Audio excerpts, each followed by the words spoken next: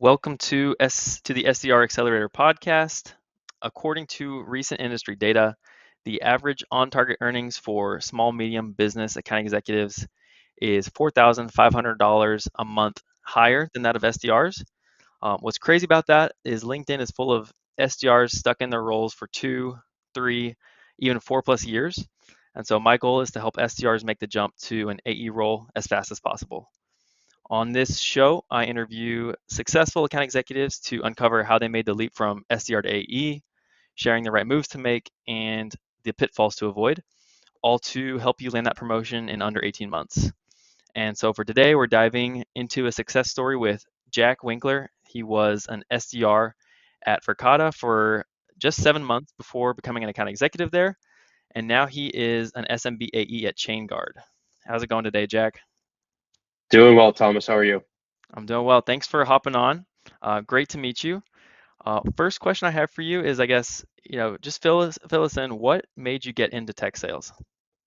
Yeah, it's kind of a funny story. I had no premonition to get into tech sales when I first started college. I don't know if anybody really does. Um, I studied finance in college, and I had a couple internships and realized it wasn't really for me. Some of my background is that I played collegiate athletics, and I'm a very competitive person, as I think most salespeople are. Hmm. And so I was really looking for something, knowing I was never going to be a professional tennis player, where I could kind of use my competitive edge in a positive way. And so through actually family who had worked in tech sales, um, got an internship at Okta as a BDR intern, and saw the whole dynamics of tech sales, what it takes to start from the bottom as a BDR, SDR, and make your way to the top. And I'm seeing the success stories, I think, motivated me Hmm. and how you can control your own destiny in this business. And ultimately, if I can be competitive in something, I'm Hmm. gonna go do it. So that's kind of how I got into it, and it's been a pretty crazy ride so far.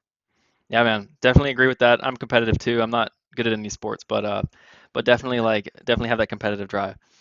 Yeah. As far as and then I guess just bringing you to today is, I guess, people talk all the time about having a strong why. I'm curious though, like what drives you today? Like what makes you stick it out? We all know that there's good days and bad days in sales. Like what drives you at the end of the day? Yeah, that's a great question. And I think for a lot of people, this can revolve around something like money, or, I want to go buy a new house, which is impossible today. Hmm. Um, or I want certain things. I think for me, and it kind of touched on it, I, in whatever I'm doing, I'm competitive. If I'm on the highway and somebody's driving next to me, I want to go faster than them. Um, and ultimately, I think when you have the capacity to win at your job, and to learn from losing, I don't even call it losing. I think it's Hmm. learning. You either win or you lose. Something that we take here at Chainguard very seriously. Um, it feels really good for me, and I don't know if that's just a me thing. Of course, I want to be successful. I want to live the life that I want to live. Hmm. But at the end of the day, when I'm able to win and I'm able to provide a smooth purchasing process, a smooth Hmm. procurement process, an evaluation process to a prospect, and they get a lot of value out of what we're offering, it does actually it does actually mean a lot. And so combining those kind of facets, Hmm. I think those are my whys. Yeah, that makes sense. I am curious on that. Like when you say winning, is that like closing more deals than like your colleagues, like other SMB No, AEs, or is it winning more of just doesn't like, just No, or what is that? winning How do you does define not winning? mean it does not mean just closing more deals. I mean, I Hmm. think that's an easy way to think about it. But when you're an SDR, a win for me as an SDR was getting a connect or getting somebody to talk to me on the phone. A win was getting a response from a cold email Hmm. or building an outreach sequence that got a lot of views. I think win is used so broadly, and it's so hard as an SDR, especially to Hmm. win. You think of wins as booking meetings as an SDR. Hmm. I think, and something that was taught to me by my mentors at Verkada when I was an SDR was like, hey, you got to break this down. If you think winning is booking a meeting, you are going to be pretty sad and you're going Hmm. to be really frustrated. So Hmm. I think for me, breaking down those wins into, I don't want to say process wins, but Hmm. when I was a tennis player, we had process goals. So Hmm. nothing revolving around outcome. But hey, if I make 100 calls today, that's a win. If Hmm. I If I have a really good conversation with a low level persona at a company, that's a win. If you book a meeting, I mean, I guess that's the ultimate win, but I don't necessarily count wins in that way. And it obviously changes with your job title, moving from SDR to AE to director to an enterprise rep, whatever the case may be. Gotcha. So it's more like you define what success looks like based on more than just, sales metrics. And then if you achieve those things, that's kind of what drives you. And that's just like Yes, what you get your euphoria from. I would go crazy if I just, I mean, obviously metrics are important at the end of the day. That's what matters. But think about how you get to those metrics. Yeah, so breaking it down to smaller steps. Okay. Yep. Super. Yeah, great insight. Okay, now I want you to walk us through the process of jumping from an SDR to AE, which obviously is a lot. But I guess first question is, as you were an SDR, or I know it's associate account executive on LinkedIn, but basically an SDR at Verkada. Yes. Did you know you wanted to become an account executive like right when you started? And was that yes your vision for what you wanted? Okay. Yes. There are people who are really good at being an SDR, and maybe that's where they want to be. For me in particular, I don't know if I could really stand my entire life just like doing outbound, like cold calling and emailing. I really enjoy it. I do it every single day here at Chainguard. There's a common misconception when you get promoted as an account executive or to an account executive that you don't really have to do outbounding work. My first manager, the manager that I called for when I was an SDR in at Verkada, told me that, hey, even if you get promoted to an AE, you are an SDR for life. It never stops. Yep. And so ultimately, I thought of it as more of like a training period of becoming an account executive, combined with what some of the Verkada program was, moving from SDR to account executive. It was more of like a preparation phase for me. And so I looked at it that way. But I always knew I wanted to be an account executive, and not an SDR. Yeah, no, definitely agree with that.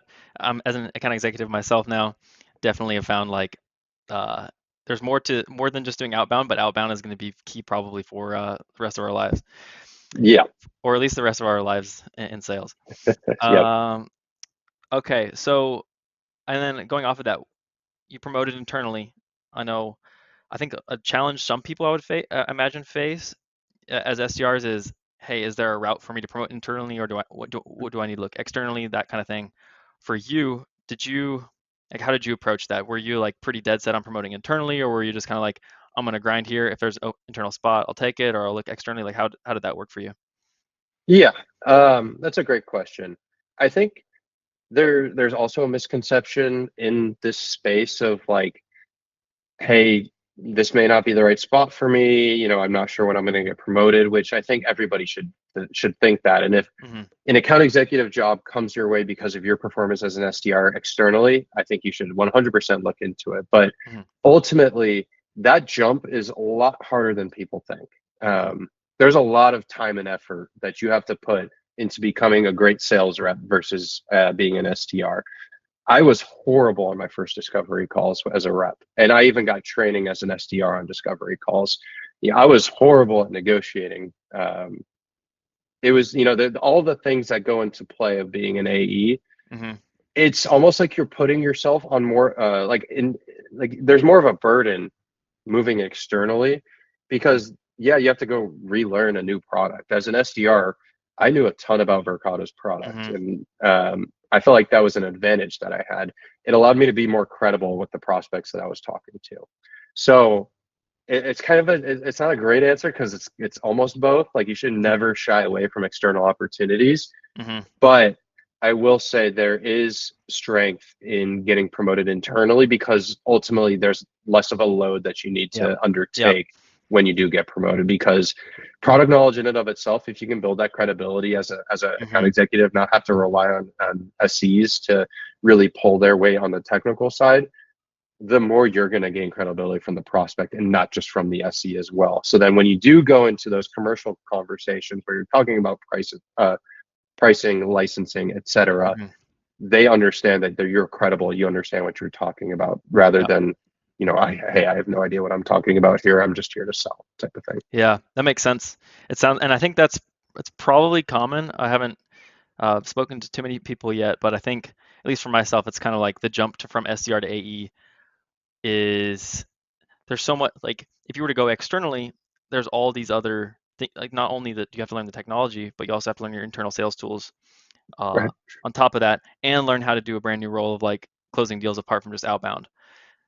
Now, of course, like if you're stuck as an SDR and there's no path internally, then you kind of have to look externally. But it Yeah. sounds I would probably just agree for what it's worth that going internally is probably ideal if possible.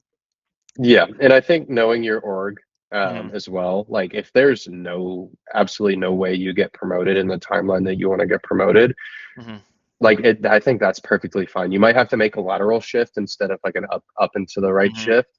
But if you can find a spot that in your interview process that sets like clear definitions on what it takes to get promoted to account executive, it's never a bad idea to do that either. Hmm. I just think you have to know, you really have to ask great discovery questions in your interview process to understand what's the best spot for you, because I've seen SDRs move from organizations and it's not a great move for You mean move from S for organizations to an AE or to a lateral move to another SDR role? them. SDR to SDR role Yeah, where they just get stuck for another year, yeah, and there's not okay, much they can do about it. yeah, yeah. I guess. Oh, I didn't plan to ask you this, but I guess I know you seem to like you were at Verkada and then you just made the jump. But how would you recommend people avoid joining an SDR? Well, yeah, an SDR org where there is no promo to AE. Yeah, I think you just look at the AEs that are at the company, do a LinkedIn search, look at their um, look at their work history. If they were an SDR there and they got promoted, and you see a few other AEs that all in the same time span got promoted Hmm. together, or within this the kind of like within that year and a half, less than a year time span, you can kind of like look at that and say, hey, it looks like they're promoting internally. People are an SDR for a year, less than a year, whatever the case may be, and just Hmm. doing your own research about that, because interviewers will lie to people to try Yeah, and get yeah, for sure. good people. So I think it's important to do your own research, and then when you're in the interview process, like really understand what like make them set clear definitions for either what it takes, Hmm. if it's a certain amount of meetings or a certain amount of quarters hitting your number, versus like if there's a set timeline that they have for SDRs. Yep, absolutely. That's good advice. Going on to just curious for Verkada, you specifically, what was the criteria Yeah. required for SDRs at Verkada to promote to account executives at Verkada? Yeah, so Verkada works a little differently than most SDR organizations, but I think it's effective for them. So Verkada sets in around like 6 to 9 month time slot for AAs, SDRs to get promoted to account executives. It's a little cutthroat. If you don't make it, you're no longer going to be a Verkada, but it allows you to to potentially get that clear path to account executive. So what you have to do is, and there's kind of two facets. There's the metrics part. You have to hit your numbers. And I mean, certain situations, there are people who may not have hit their numbers every month or every quarter, but were still promoted, myself included. I didn't hit my numbers every month. Um, and then there was also we had like a type of course essentially that would be like, okay, here's what you need to learn to be a great account executive at Verkada: product knowledge, sales methodologies like MedPick, doing like a discovery course, a proof of concept course, a negotiation course, a price, like all of that. You kind of have these weekly tests essentially to make sure that you're grabbing all this information and all this knowledge. So you have to pass those tests in order to move on. And then once you've hit your numbers for 6 to 9 months for the most part, you are able to run through all of these tests. Then you go up for promotion. You get interviewed internally by all of the hiring managers as well as the VPs of the offices, and then they choose which SDRs they want to bring onto the AE teams. Okay.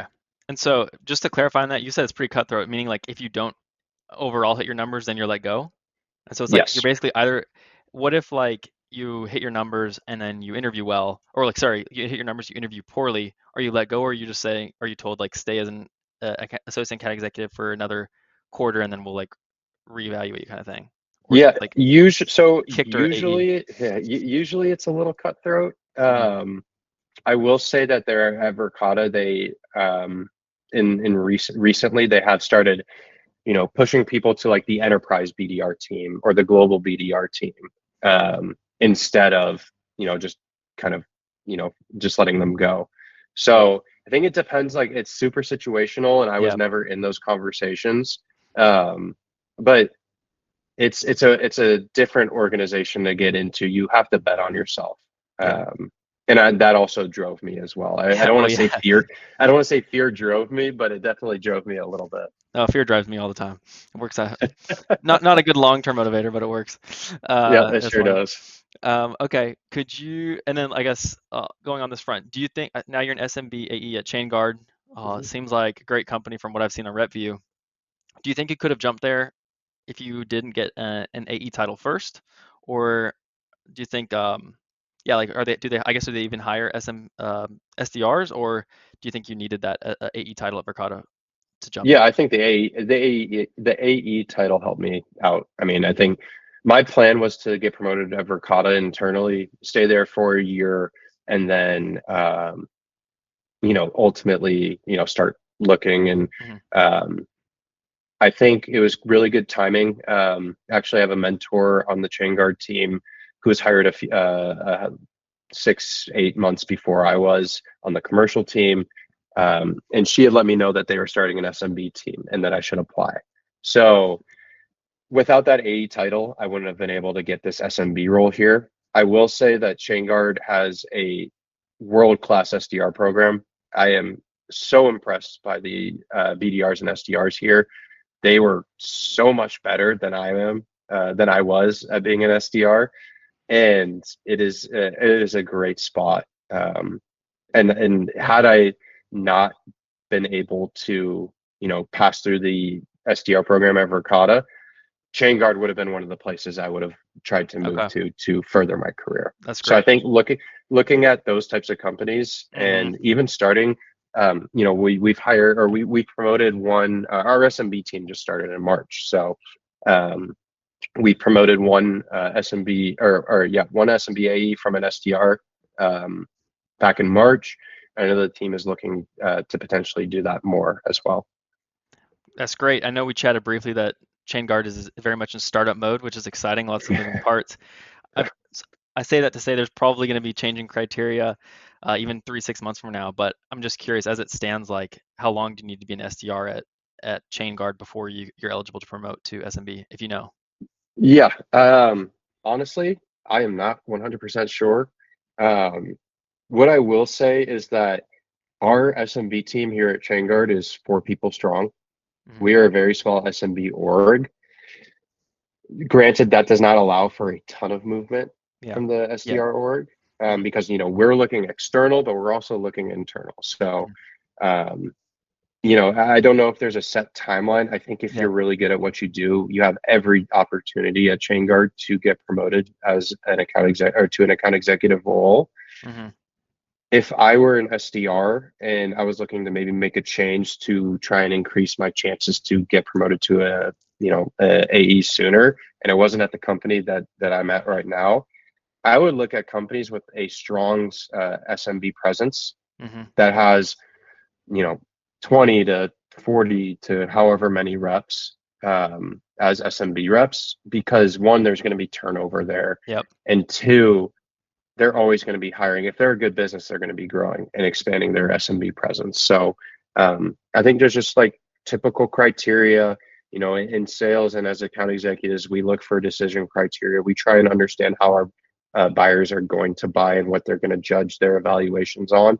Hmm. It's going to be the same way with finding a job. You have to do the work ahead of time in order to be able to put yourself in the best position to get hired and promoted as a SMB account executive. Okay. Well, great advice. Thank you for that. Going on to, I did want to ask, you mentioned you're very competitive. I'm curious, what did you at specifically as an SDR at Verkada, and you even said that was pretty cutthroat. What do you think you did differently than your peers? Because I imagine not everyone made it through. What did you do differently than peers, and or what do you feel like your coworkers or manager would have said that you were uniquely good at? Yeah, um, that's a great question. I think for me, I don't necessarily think there was like a difference in what I did versus other reps from like an action standpoint. We all made calls, we all, did emails, we all would do the work that SDRs typically do, LinkedIn, omni-channel approaches, the whole 9 yards. We'd all make a ton of calls each day. Calling was our number one platform to book meetings. But I think what I did different from other SDRs at Verkada was more so on like the thought side of it and being very intentional with my actions. So if you looked at like the call leaderboards, for example, I don't, there are some days where I made the most calls, but I didn't always make the most calls per day. I didn't always send the most emails per day. But I think the preparation into each day and what I did to work on like my AE's territory plans, for example, understanding like who are my top targets, who are my AE's top targets, Mm-hmm. and really understanding, okay, how am I going to get to this person? There's 5 accounts each week that I really focus on. Mm-hmm. And I know this is not any new type of school of thought, but it really worked a lot for me. Um, I can make, a couple hundred cold calls, 300 cold calls a day, and call the wrong people, or I can make 100, 150, try and call the right people, get those connects, and find, why Verkada would bring value to that Mm-hmm. prospect or to that customer. So I wouldn't say any of the actions I did were different. I think every SDR works hard. Any good SDR works hard, dials, makes emails, Mm-hmm. outreach sequences, LinkedIn, like the whole 9 yards. I think it's the preparation and the thought behind your Mm-hmm. actions that will really differentiate you from ultimately like hitting your numbers and being the top performer in your company. Yeah, that's great advice. I think that's probably true. I think of every good SDR and even account executive is like being able to answer like why am I doing what I'm doing every day, and like Yeah. doing this the strategy and the thinking behind like making sure that you're not just blasting emails into the ether is huge. So Yeah. great advice. Right. And then next question, you did it in 7 months. What was it, 8 months? Wait, you were So yeah, yeah, 7. 7 months, which is insanely quick, jumping from SDR to AE. I guess, is there anything you would have done differently? Probably couldn't have done it any faster, but I guess if you could have done it quicker, anything you could have done differently looking back, or um, would you have joined as an SDR elsewhere, knowing what you know now? And if the answer is no, that's totally fine. Yeah, no, that's a great question. And honestly, I didn't expect the second part of your question because I was going to touch on that as Yeah. well. Um, what I would do differently.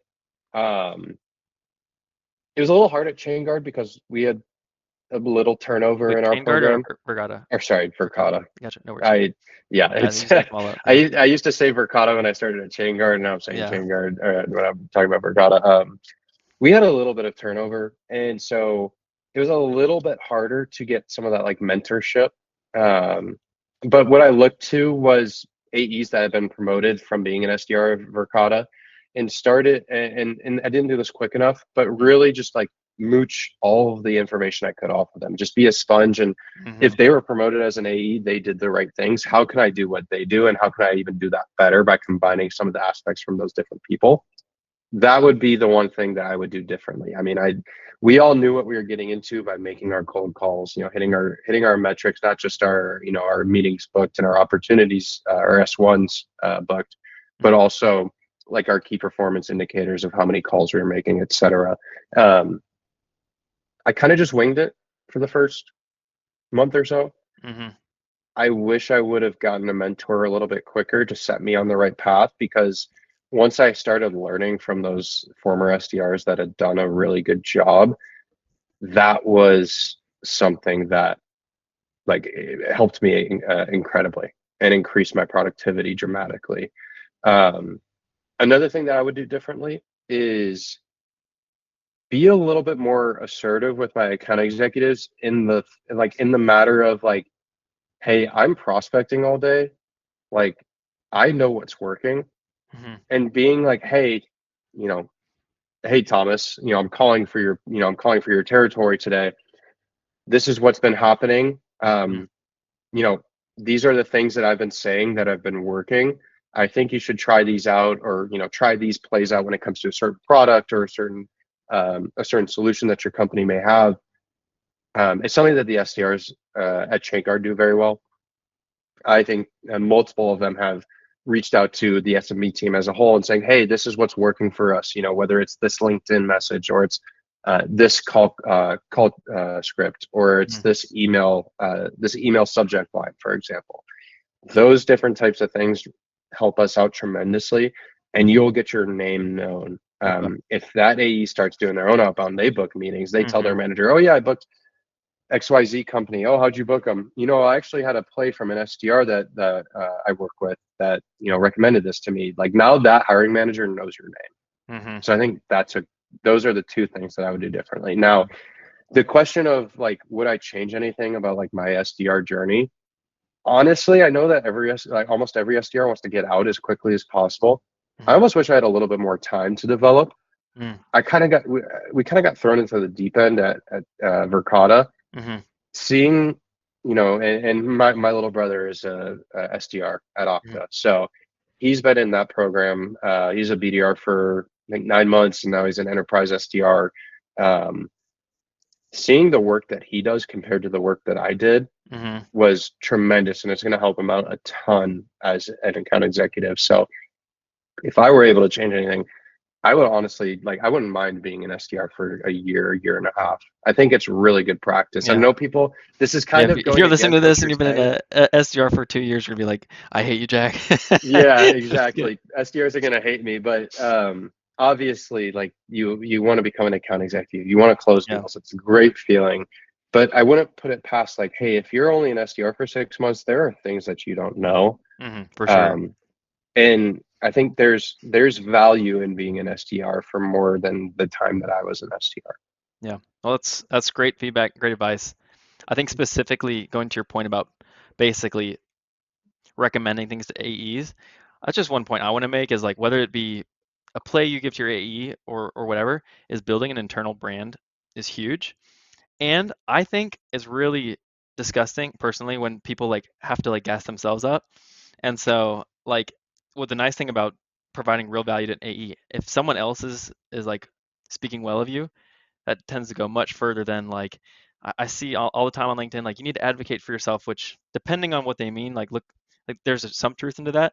But if you go around slacking everyone how an amazing job you did, like I think that's like a pretty like I don't know. I don't think that goes across very well. So finding ways to provide value that will get other people to speak well of you, then I think that's like a huge way to build your brand. Yeah, and just to touch on that as well, like, as an AE, like, your SDRs, you lean on them heavily. Hmm. And if you're an SDR and you can build a great relationship with your account executive, you start getting shout outs and slacks for booking Hmm. some of their tier ones or their top 50 accounts, however, your AE designates that. Um, you build your brand. You don't build your brand yourself. Sure, you Yep. can have the numbers to, oh, I hit 150% this Hmm. quarter, or hit 120% this month, or booked $1 million in, open pipeline for, this past quarter. Like, that all is good and well. But when you have people building your brand for you, Hmm. that's where I agree. It truly means a lot to those Hmm. hiring managers who are going to be hiring those SDRs. 100%. 100%. Okay. Last question I have for you is what were the highest leverage activities you did as an SDR? So what I mean by that is basically like actionable tips that you have for, I guess, the listener of things that maybe didn't require a lot of effort on your on your end, relative to the impact that it had on your success as an SDR. Does that make sense? Yeah, yeah, absolutely. The number one thing is preparation for me. I would set time at the end of the day. If you have to stay an extra 30 minutes to prepare for the next day, or you get into the office 30 minutes earlier, um, I do it every day as an account executive. And I don't make, I don't make the same amount of calls as I did as an SDR, but preparation is key. If you fail to prepare, you have to prepare to fail at that Mm-hmm. point. I don't know who said that. I've heard that a million times, and it didn't really resonate with me until I became an SDR. But if you know who you're going to be reaching out to, who you're going to be prospecting, who you're talking to internally in meetings, if you're talking with an account executive or director or hiring manager of the office, if you have a one-on-one with them, do that research ahead of time. Don't just Mm-hmm. go into those things blindly. That I don't know if it's necessarily like a time saver. It kind of takes time away from you, but the output you get from that the next day is so much more Mm-hmm. valuable than just winging it. Mm-hmm. Another thing that I believe is a little underrated that provided great value to me is once you've been an SDR at a company for a couple months, you understand what your objections are. There are certain objections, whether you're too expensive or people don't think you do the things that you do, that you can't provide the right type of value. Get in a room with the other SDRs and just practice objection handling. Mm-hmm. As an AE, I practice objection handling all the time. Um, it's something that never stops. And when I'm on my cold calls or when I'm making cold emails, I hear these objections all the time. So it's like any sport, it's like any game, it's like anything you're passionate about. You have to practice it. You won't get Mm-hmm. good at the guitar. You just go up on stage and strum it. Mm-hmm. Learn what you're not good at and practice that hard. Um, practice practice doesn't make perfect, but perfect practice makes close to perfect. So um, that's like the two things that I would say is like be prepared, and then like you have to practice. It's Mm-hmm. not gonna it can come naturally, and to those people, I wish I was you. Mm-hmm. You have to practice these things in order to Mm-hmm. be effective and efficient at your job. That's great advice. I guess to break it down, and if we're thinking of like actionable tips someone can do, it would be like getting as specific as, hey, at the end of the day, or when possible, 30 minutes, spend time preparing for tomorrow. Yep. And also, or, if you can't, you got dinner with your wife or whatever, come in 30 minutes early the next morning to prep Hmm. for that. That'd be, I think, just even my own experience, like not only does that make you better and like will actually lead to promotions, which will save you time, but also it just reduces anxiety in your job. So there's something huge, 100%. huge to that. Just like peace of mind that comes with preparing is really effective. And then the other thing I'm hearing is like, if you're listening to this, make sure you block time on your calendar to every week address the weaknesses that you have. And if that's objection handling, where then that could be one thing, but make sure you actually dedicate time to focus on your weaknesses.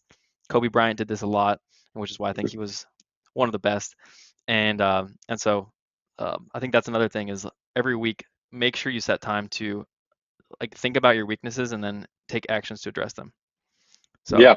And if you're fortunate enough to use like a dial or a outbounding tool like Nooks, for example, where you get your recordings of every connect that you have, you know, watch the footage or yep. listen to the call. Have somebody else listen to the call and Hmm. like be open to feedback. Hmm. Um, you won't get any better if you don't realize what you're doing wrong. And then go, yeah, like you said, go practice that. Whether it's your opener, it's objection handling, Hmm. it's the close to the meeting, whatever the case may be. It's your email writing. If you're not writing effective cold emails, go Yep. practice that. Yep. So yeah, you hit it right on the head there. It's uncomfortable to put yourself under the microscope because we don't like to see our flaws, but it's honestly necessary if you want to get better. As Yeah. I'm sure you, especially if you played like competitive sports, that came into play all the Yes. time. Yes. I think as someone who's been, I don't want to say criticized, but Mhm. has had constructive feedback um, thrown on them my entire life. It's easy for me to say. I can understand why Mhm. people may not be comfortable, but once you do it once and Mhm. you're open to like, hey, this person's not trying to, degrade me. They're just trying to help me, or I'm trying to help myself. Mhm. Like you start to realize that it's like not a big deal. Nobody's perfect. I think the best sales reps in the world makes mistakes. They Yep. are always practicing. So 100%. um, I wouldn't take it too personally if Yeah. you do something like that. The one thing I will add is just be careful of who you get advice from, Yes. because there's many people who are happy to give advice, but they actually give terrible advice. So like, it's good to put yourself under their microscope and and ask people for input, but be very careful with who you ask for input. That's my other my thought on that. Yes, my rule for advice and mentors is if you should only get advice and mentorship from people who are in positions that you want to be in. Yep, 100%. So if you have a good enough relationship with your rep and you like them and you think they're a good rep, see if they'll help you for 30 minutes. I mean, that's what I did with my SDRs when I was a rep at Verkada. If it's another SDR that maybe get promoted pretty soon, work with them. I'm sure that they'll be more than happy to help. 100%. Unless they're not great people. Yeah, exactly. They may be good at their job, but if you don't like them, then definitely still not great to get advice from. But thank you, Jack, for the time. I know we went a few minutes over, but appreciate all your input and looking forward to seeing your future promotions at Chainguard or elsewhere. I appreciate it. Sorry for my constant yapping, but it was fun to talk to you. You did not yap a lot. All right, man. Talk to you later. See ya. Thank you so much for checking out the SDR Accelerator podcast. If you're interested in receiving personalized guidance to help implement what was discussed on the episode, feel free to check out the SDR Accelerator School community. You'll get personalized sessions to help you map out your career and life goals, weekly Q&A sessions, workshops, AI consulting, accountability groups, and access to some of these account executives I'm interviewing, as well as myself. You can check out the link in the description below and hope to see you soon.